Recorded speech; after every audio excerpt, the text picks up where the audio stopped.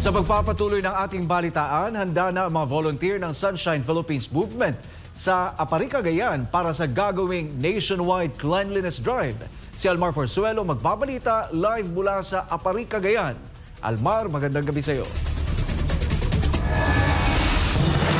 Yes, Troy, magandang gabi. Isang tulog na nga lang at isasagawa na ang inaabangan na kalinisan tatag ng bayan nationwide cleanliness drive na inisyatibo ni senatorial aspirant Pastor Apollo C. Quiboloy.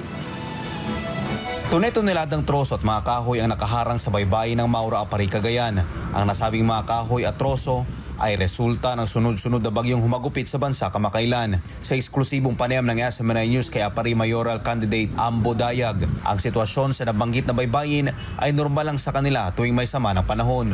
Napaka-importante po yung pagiging tulong ninyo sa pagki-clean up drive ng aming baybayin. Dahil kung kami-kami lang, parang hindi na namin makayanan na maglinis dahil paligid pa lang namin, bakuran pa lang namin ay hindi na namin malinis. How much more dun sa mga karapit sa tabing dagat. Kaya naman labis ang kanyang pasasalamat sa Sunshine Philippines Movement or SPM, lalo't higit kay senatorial aspirant Pastor Apollo C. Quiboloy dahil sa inisyatibo nito na linisin ang nasabing lugar. Anya, hindi niya lubos akalain na kahit nasa malayong butihing pastor at sa kabila ng sitwasyon nito ngayon ay naisipan ni Pastor Apollo na tulungan sila sa kanilang lugar. Alam niyo po, ako ay nakikipagdalamhati kay Pastor Quiboloy. Hindi lang sa politika, kundi sa kanyang gustong mangyari sa ating bansa. At ako ay nagpapasalamat sa inyo. At kayo'y hanggang dito sa Apari, mula dun sa Mindanao, Manila, whatever kayong galing, ay nakakarating. Narating ninyo ang bayan namin para lang maglinis. At yan po ay pinapasalamatan namin ang inyong leader. Ngayong Sabado, Nobyembre 23, ay magtitipon-tipon sa nasabing lugar ang volunteers ng Sunshine Philippines Movement or SPM para sa gagawing nationwide cleanliness drive na may temang kalinisan tatag ng bayan na inisyatiba ni senatorial aspirant Pastor Apollo C. Quiboloy. Para naman sa coordinator ng SPM dito sa Apari, Cagayan na si Eileen Ventura, asahan niya ang pagdagsa ng daan-daang volunteers mula sa iba't ibang grupo para tumulong sa adhikain at layunin ni Pastor Apollo. Humingi po kami ng permission para maka-invite po ng mga iba't ibang stakeholders kagaya po ng BGNP, PNP, Bureau of Fire, Boy Scout of the Philippines, SK Federation, Liga ng Barangay at marami pa pong iba po na gusto pong sumali. So ibig sabihin lahat po na nabanggit po ninyo dadalo po pa so daan-daan ng mga volunteers ang pupunta dito po? Opo, sir. Kaya naman hinihikayat nila ang mga taga-Apari, Cagayan na dumalo at tumulong sa paglilinis sa baybayin.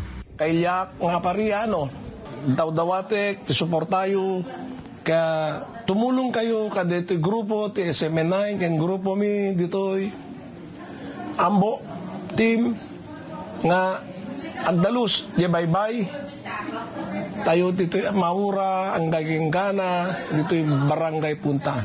Kaya dito'y nga panagdalus tayo, hanlang nga may mesal daw, noanggit di nga, every weekend guma. Tapno ti kasta, ma-preserve tayo, dito'y kapreskaan ti darom, kende gito'y maalala, makalap, di gito'y fishermans tayo, nga fish. So nga, amin nga kayak nga pariano, sumuporta kayo ka dito'y nga basing kawel.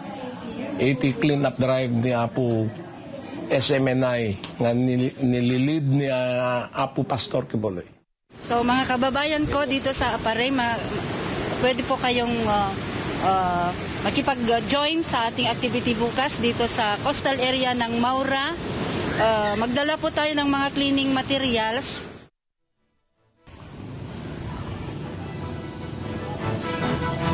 Yes, Troy, sa lawak nga ng coastal area na lilinisin dito sa Barangay Maura lang ay sisikapin ng mga volunteers na matapos agad para mapuntahan din yung ibang barangay na coastal area na marami ding kalat na dahil nga sa sunod-sunod na bagyo na dumaan dito sa lalawigan o sa munisipalidad ng Apari. Troy.